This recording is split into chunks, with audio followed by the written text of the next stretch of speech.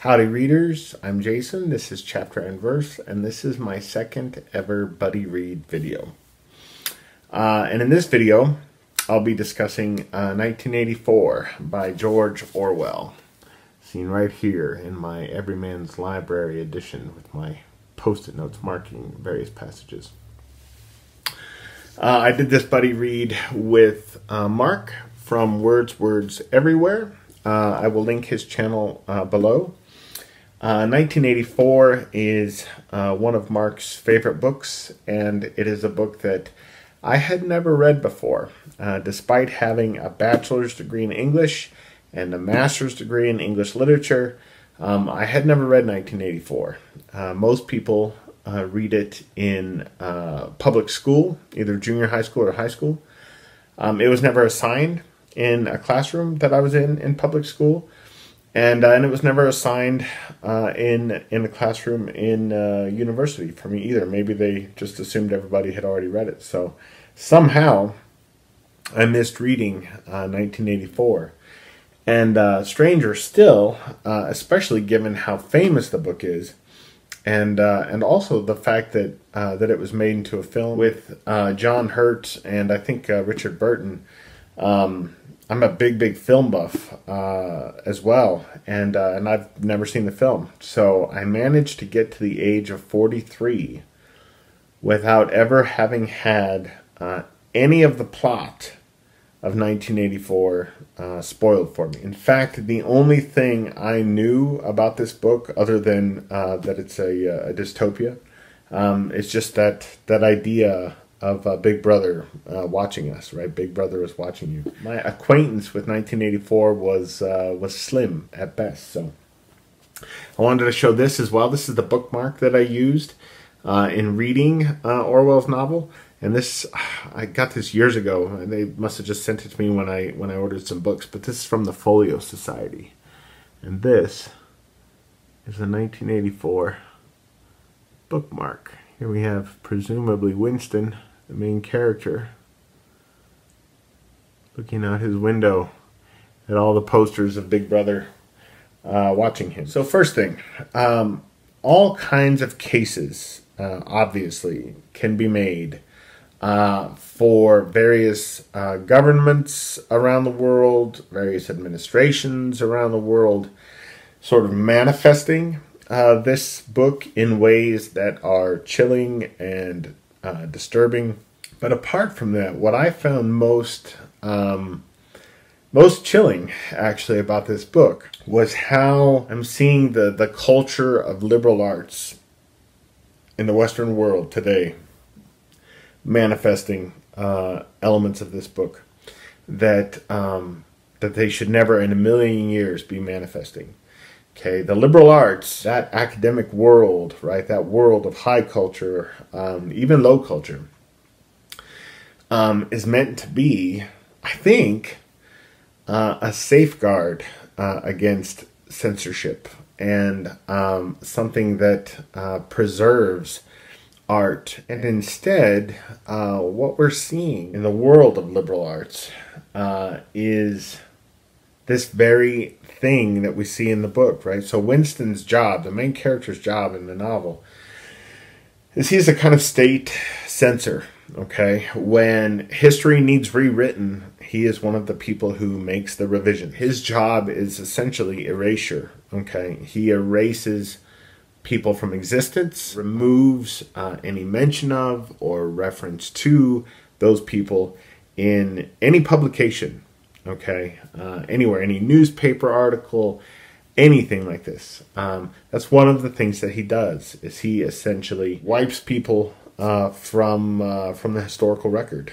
and edits the historical record itself as far as events are concerned to conform to the whims of the government and the tides as they change. And reading that, of course, I was reminded of of policies of erasure under Stalin in Russia. But I was also reminded of things that we're seeing here in the last year. I was reminded of Ridley Scott making the decision, pardon me, to to erase Kevin Spacey from his movie All the Money in the World, literally just weeks before its release. All the news broke about Kevin Spacey, all the sexual harassment stuff, this kind of history of systemic sexual harassment from Kevin Spacey, and Ridley Scott, and it was probably a money decision on his part, which doesn't reflect well on him. But Ridley Scott decided to recast the part, even though the film was in the can, with Christopher Plummer, and it's as though Kevin Spacey was never even in this film, a film that he did the work for, that he was paid for, etc., etc. Yeah, he has no involvement with it or no connection to it at all now. And moving forward, will not have any connection to it apart from being a kind of footnote in its entry in the history of film. I was reminded as well of so there's an academic named Debbie Reese. She is the editor of a blog entitled American Indians in Children's Literature. Now, some months back, when the news stories broke about Sherman Alexie and his own kind of pattern of sexually harassing women, using and abusing his power to do so, broke. This writer, Debbie Reese, she set out to remove any mention of or reference to Sherman Alexie from the entire history of that blog. Okay, now here's a writer who has won the National Book Award for Young Adult Literature.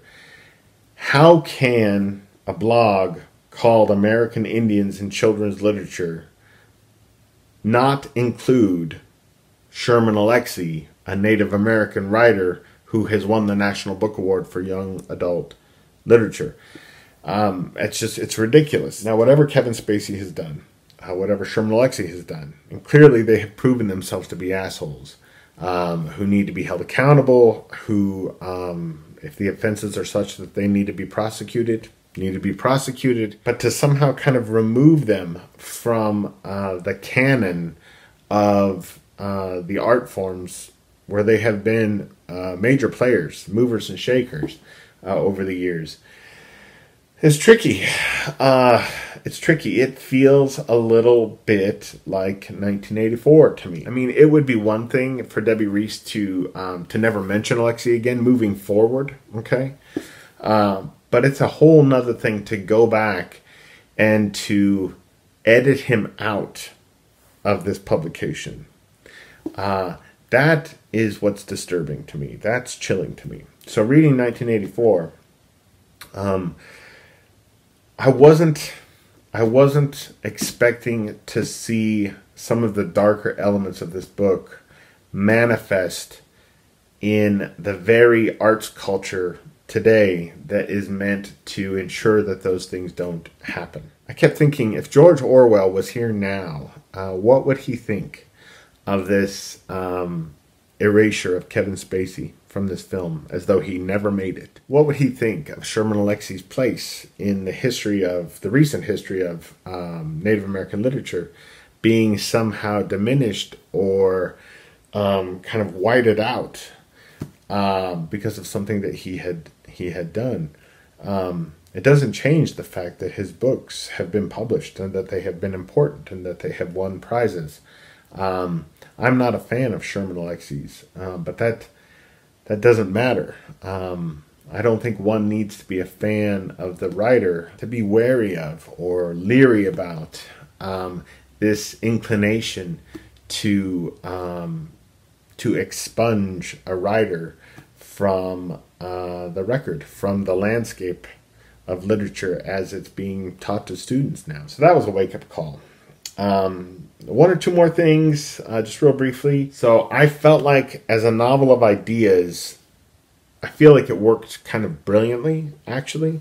But as a novel proper, I don't feel like it works terribly well. And the reason being that the characters in the book, the world building, the plot itself, I felt like these were all things that George Orwell was essentially kind of positioning around a board in service of a point. I felt like he had a political statement that he wanted to make, and the characters existed in service of that. There seemed to be very little about these characters, and there seemed to be very little about the story that was interesting, except where it was going philosophically. The book felt like it existed as a critique of socialism kind of run amok, and that's all well and good for what it is, but it doesn't read terribly well as a story.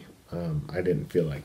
All of which leads me to my last point. We're seeing some of these things kind of come to pass, but we're seeing them come to pass not so much in kind of socialist governments at all, but in capitalist governments and democratic governments in many ways. I feel like Orwell would have been wiser to kind of position the novel or approach the novel as a critique of that habit to take things to their extreme. Okay, whereas I feel like he was actually critiquing socialism, and I've read elsewhere in some of his nonfiction, quoted in Guardian articles and other places, that he had a real problem with socialism. It seems to me, and so the novel feels very much about that, and not about the inclination that human beings have to kind of run off the deep end with ideologies, no matter what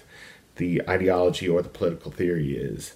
It was a good book. I gave it 4 stars on Goodreads. I fully expect to read it again someday. I still prefer Orwell's comic novel coming up for air.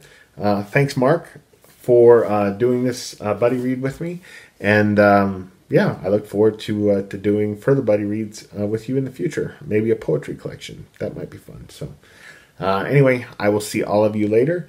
And I hope everybody is having a good booktubeathon. Adios.